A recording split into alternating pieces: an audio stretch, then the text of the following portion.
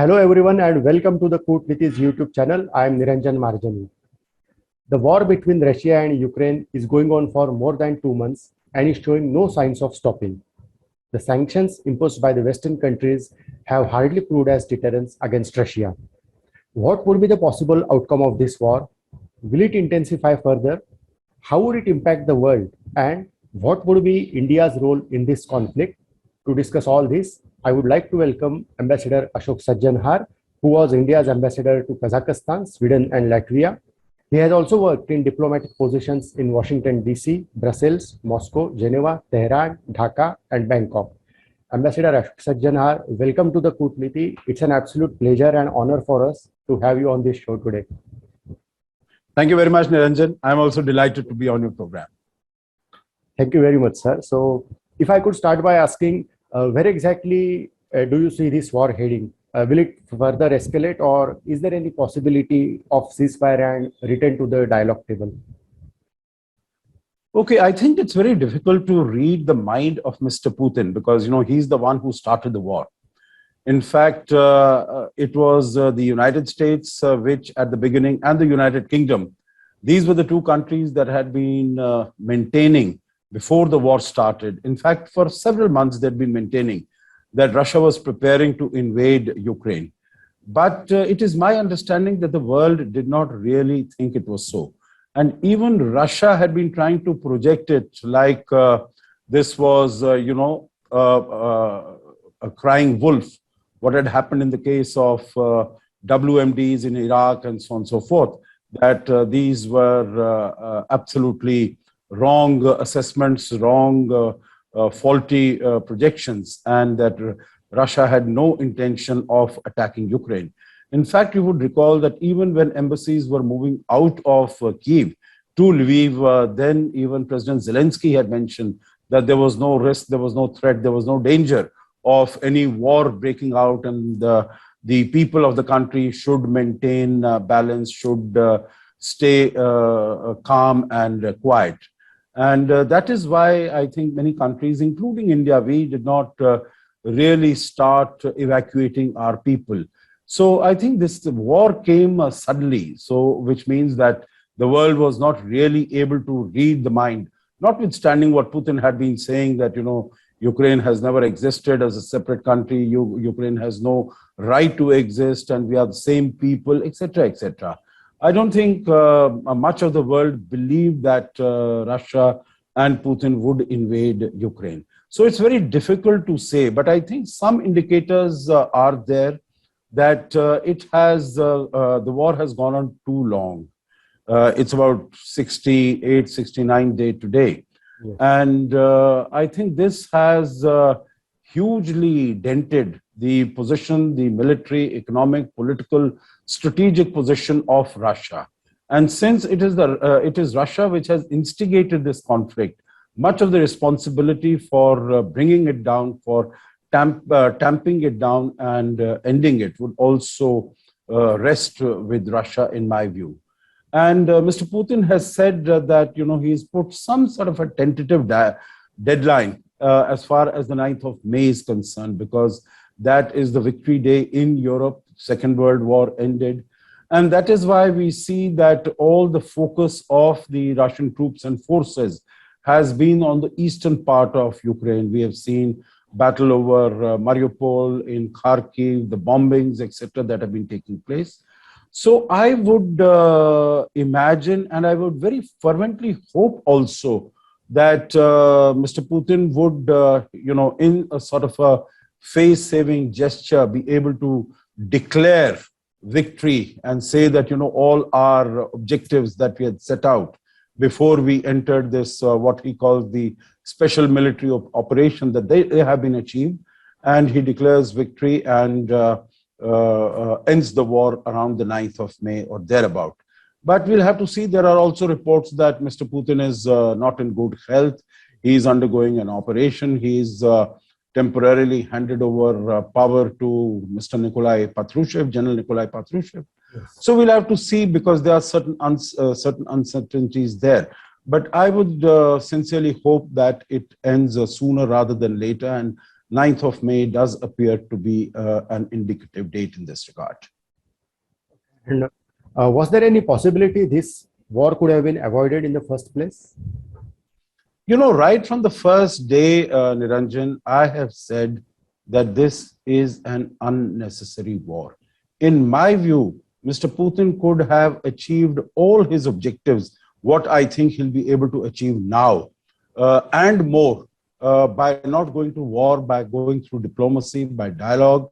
And I think he has hurt himself, his own image. After all, he is, in fact, the creator, he's the builder of modern Russia after the demise of the Soviet Union. You know, the first 10 years from 1991 till about 2000, when he took over as the president, I would call those as really lost years. But it is only after Mr. Putin came to power, and of course, the circumstances and the situation in the world helped him, because prices of energy started rising, started increasing, and that is since Russia is such a very significant producer and exporter of energy and commodities and other such items. So the country has been able to do well, and it has been able to develop.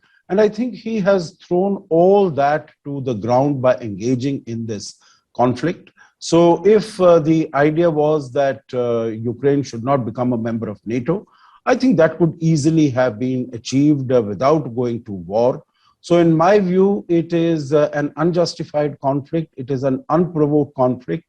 And it took place, again, in my view, because Mr. Putin thought, and that was a huge, catastrophic blunder that he made. He thought that he would just be able to move in, and that there would be no resistance, there would be no opposition either by the Ukrainian defense forces or by the Ukrainian people. Maybe the model that he was looking at was that of Afghanistan in August of 2021. When the Taliban came in, Mr. Ashraf Ghani left. You would recall around that same time, Mr. Volodymyr Zelensky was offered asylum, both by the United Kingdom and by the United States, by President Joe Biden. Both of them said that we can arrange for you to fly out and get asylum here.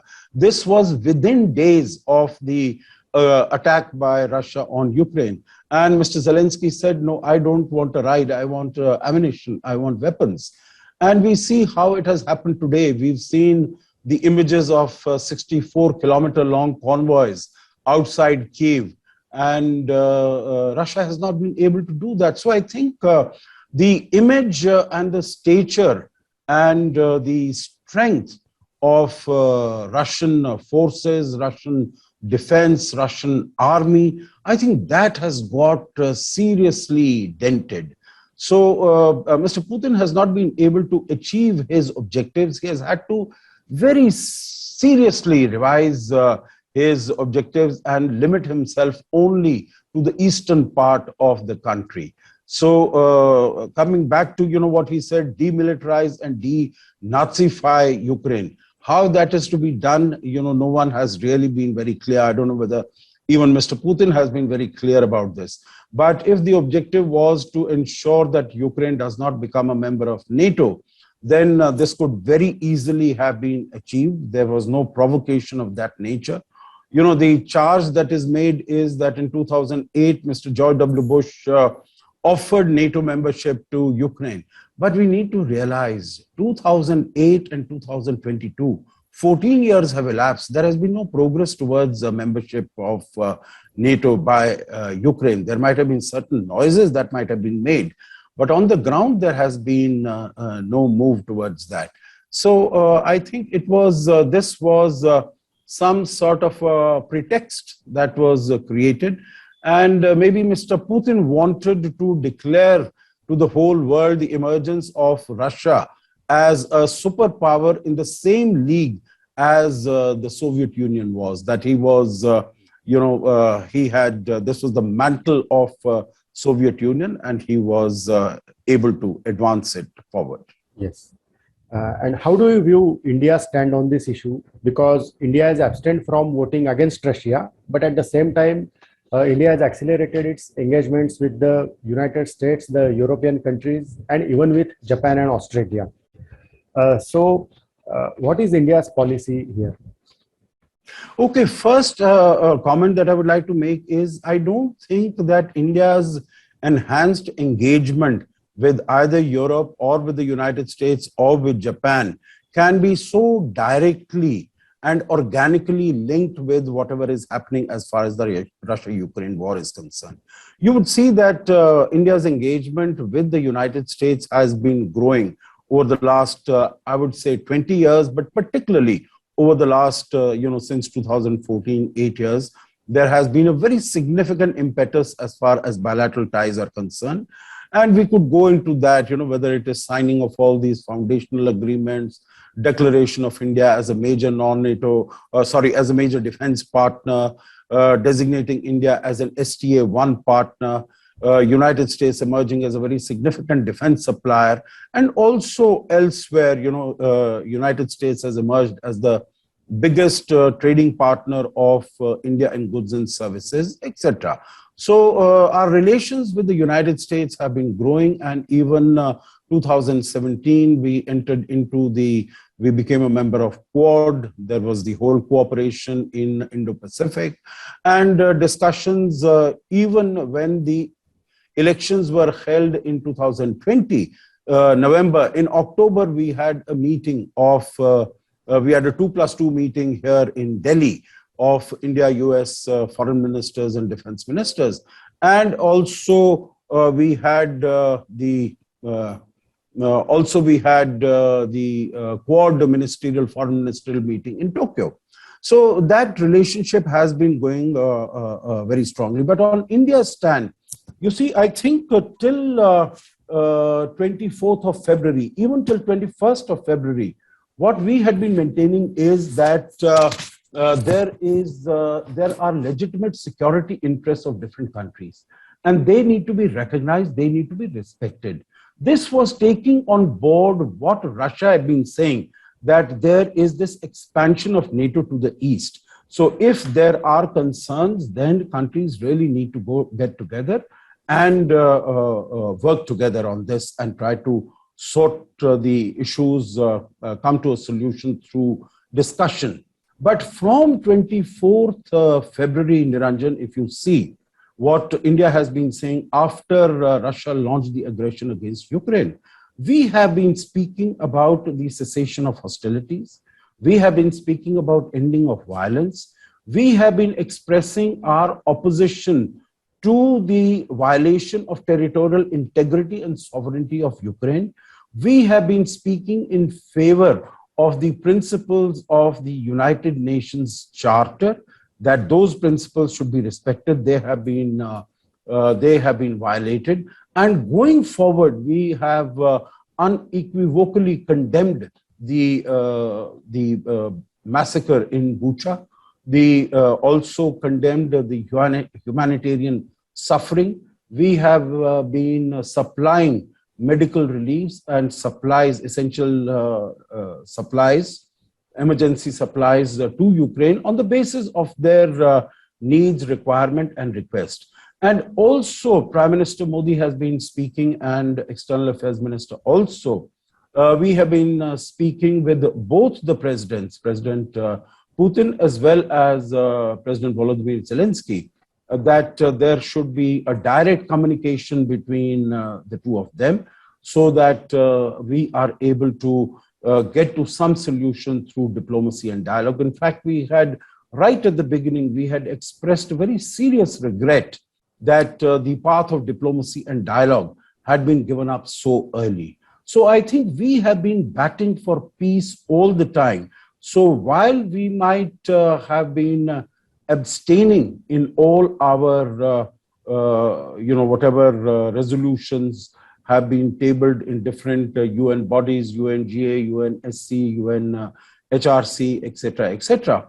But I think we have maintained a very principled position that we need to end this violence and these hostilities as quickly as possible. Now, I know that there have been some questions raised in some Western quarters about import of oil by India from the Russian Federation.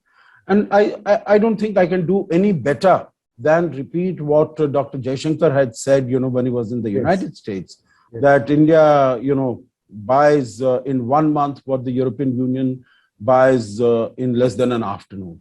And our imports are about 1 to 2%. Even the United States has bought more after the war started from Russia than India has done. And it is basically to do with, our energy security aspects, because the prices of petrol and diesel in the country are rising, and we have to take care of that. Now, the defense supplies also, that this is a legacy relationship. We have lots of platforms and equipment from Russia. We need the spares, and we need to continue that relationship. And the final point I'll make here is, in my view, there is a very much greater understanding and appreciation of India's position than was there in the past, whether it was Ursula von der Leyen, the European Commission President, who was in India recently for the Raisina dialogue and bilateral visit, or Prime Minister Boris Johnson, or the Prime Minister of Japan, or other leaders.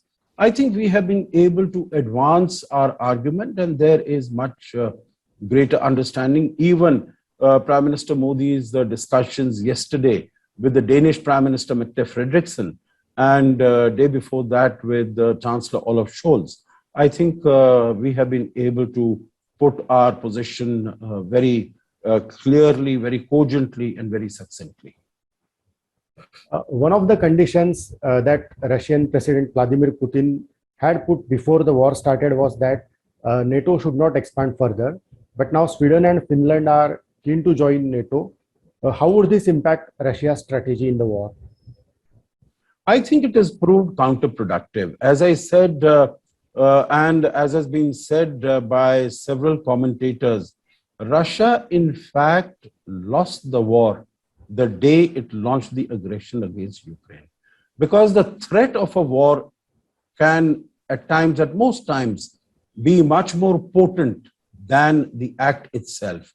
And here also we see that, as I mentioned, Russia would have thought that they would be welcomed as liberators when they came to Kiev or to Kharkiv or to other places. They would be welcomed with flowers and chocolates and so on and so forth. But nothing of that sort has happened, even in places which are next to the Russian border, where one would imagine that the proportion of Russian people, Russian ethnic Russians and Russian-speaking population is much more. There also we see such heavy fighting that has been going on for the last, more than 2 months. So I think it is, Mr. Putin has definitely not been able to realize his objectives.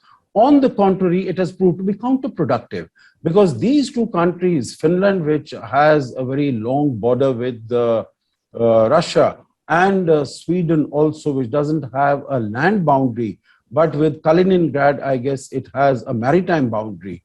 So both of them have been neutral countries, although they have been cooperating and collaborating with NATO. I remember when I was ambassador to Sweden, then Sweden was collaborating when NATO and the Western countries had launched offensive against Libya in the right to protect, under the right to protect provisions of the United Nations. So they have been cooperating, but they have not taken this decision. But now they are definitely, and some speculation is that by 12th of May, they would put in their applications, and their applications would receive a very urgent consideration. Chancellor Olaf Scholz has said yesterday that if these two countries were to put in their application, then Germany would definitely be supportive of this move. So I would say that it is, helped to for NATO to expand even more than what Russia would have expected. So this has unfortunately proved to be counterproductive and has emerged as one of the another big setbacks for Russia if this were to happen. Along with the United States, the European countries have also imposed sanctions on Russia.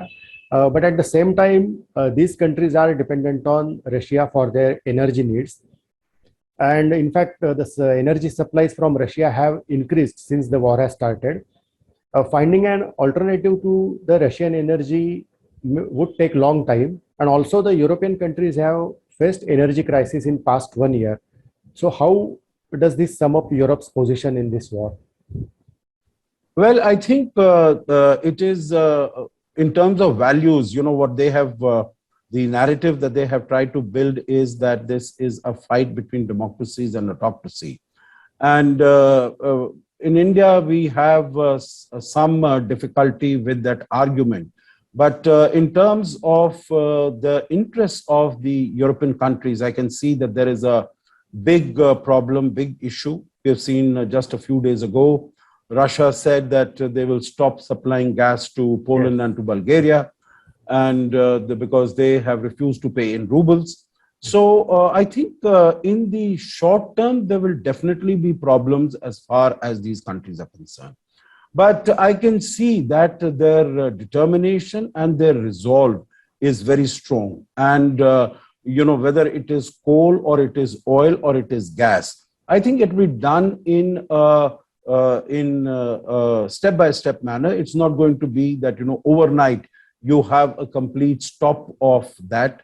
So, your question also in terms of sanctions, whether they are having an impact on Russia also. I think sanctions always are designed to have a long-term impact, not an impact which would take place within a few weeks or a few months. And I think in that sense, Russian economy is going to be hugely diminished. I watched the neighborhood of Russia very closely. And I find that so many companies are closing down in Russian Federation. So many people are fleeing from Russia, whether they're going to Kazakhstan, to Uzbekistan, to Armenia, to other places. So many of them are fleeing. And I think both politically as well as economically, it is going to be a huge shock. The shock has been felt even now. But I think the impact of this shock is going to be the reverberations of this, and the seismic impact of these sanctions is going to be felt going forward. On the energy front, there will be some immediate problems and difficulties. We have seen that, as far as Poland and Bulgaria are concerned, they had made alternate arrangements, and they have said that, they'll be able to deal with it. Even Germany is concerned, they have, particularly since they weaned themselves away from nuclear energy after the Fukushima accident in 2011. So they, in any case, would like to go out of fossil fuels and go more into renewables and so on and so forth. So I think this will be a further impetus to them. This will be, I'll not call it exactly a blessing in disguise, but it will encourage them to move, in a much stronger way, in a much more determined way, in a much more proactive manner to moving out of the fossil fuels. I think they've also already determined no imports of coal from Russia. As far as oil is concerned, that also bring down their dependence very significantly. And as far as gas is concerned, also, it will take much longer. But I can see that the determination is there to come out of it as quickly as possible. The Indo-Pacific region has emerged as an area of strategic interest for many countries, and United States and even European countries have formulated their respective policies for this region. So will this war have an impact on the US and the European countries' outreach to the Indo-Pacific region? Well, I sincerely hope not, that the effect, that the focus and the attention of these countries who have declared their Indo-Pacific policy or vision or outlook, that they will continue to be focused on the Indo-Pacific. The main driver of this is the United States, of course. Not to say that the other countries are not important. They're all very, very important. But, in terms of resources, assets, interests, etc., United States is the preeminent power. And we have seen that after Mr. Biden came to power in January last year, we have seen a huge uptake in terms of meetings and discussions as far as the Indo-Pacific is concerned, and also as far as the Quad is concerned. So we had the first virtual meeting of the Quad earlier, then we had the in-person meeting of the Quad in September last year, again virtual meeting of the Quad a few months ago in March of this year, that is after the Russian aggression against Ukraine. And then there's going to be another meeting of the Quad in later this month on 24th of May. So we see that the focus is there. Even Prime Minister's discussions with in Germany, in Berlin, also in Copenhagen, give this indication that the focus is very much going to be there. We had the German frigate visiting Mumbai, and that was again an evidence that there is going to be strong, that there's going to be continued interest and focus on the Indo-Pacific. So I would hope that temporarily or momentarily, meaning the attention of all the countries is on the Russia-Ukraine conflict. But all these countries have now recognized that China is the systemic rival. I think China is the long-term rival. So the focus will continue to be there. At times, it's difficult to get a clear picture of the war because of intense information warfare and also narrative building. One such narrative has been Ukraine's strong resistance and Russia's pursued retreat and being restricted to the Donbas region. But we saw Russian strikes on Kyiv when the United Nations Secretary General Antonio Guterres was visiting Kyiv. Is the West undermining Russia's military capability? No, I think by supporting Ukraine, the West is definitely undermining Russian capability, and I think that is the intent. I don't think there is any hidden agenda behind that. And what you mentioned that Russian missiles struck Kiev and Mr. Antonio Guterres was there, and Russia said that these were pointed missile strikes, and we saw that one of the journalists also of Radio Free Europe, Radio Liberty, she was killed in her apartment.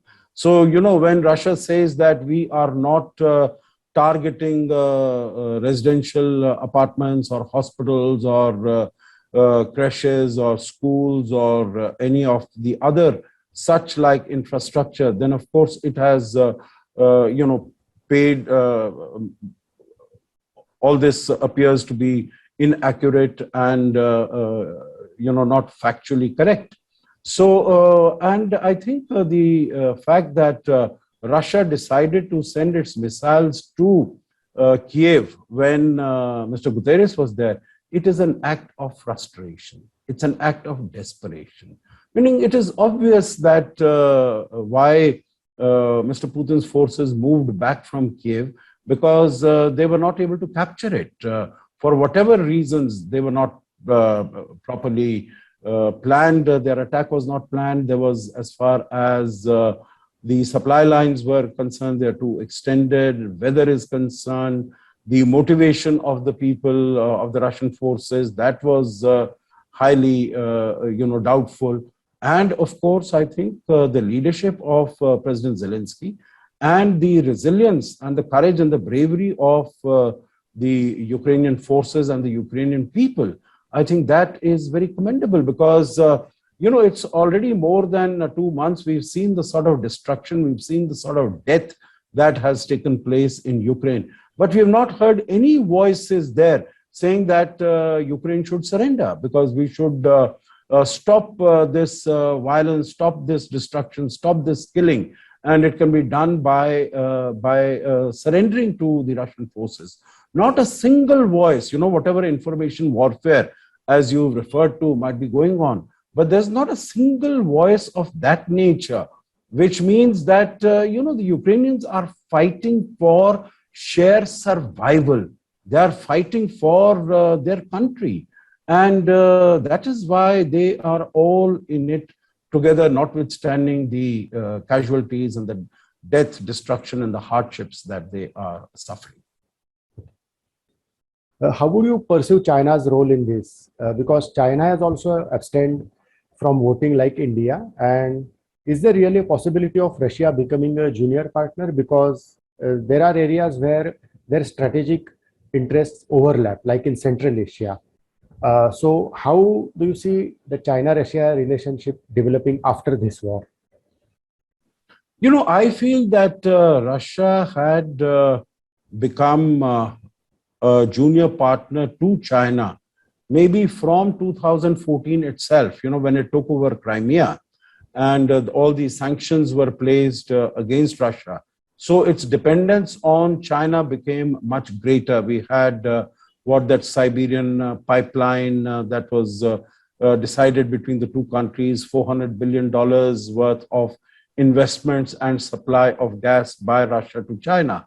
So I think from that time and now, when Russia becomes even further weakened, that it will become even more dependent in more ways than one, as far as its exports are concerned, of gas, of mineral resources, other commodities. So I think it will definitely become much more dependent upon China and emerge as a junior partner. Of course, there are areas where in Central Asia particularly, I think both the countries so far have been cooperating and collaborating because they want the Americans out. They want to ensure that the Americans don't come in again. But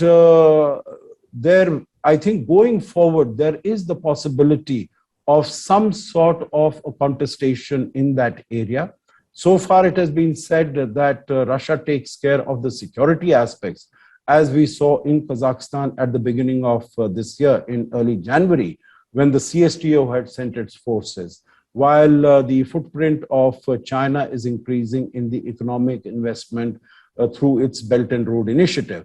But we've seen also that China is getting increasingly involved in the security aspects because in Tajikistan, it has established some bases, police posts, some military posts in the Gorno-Badakhshan area. So I think going forward, there could be a possibility of some contestation, but the capacity of Russia to take it forward, to stand up to China, in that case might be very significantly reduced.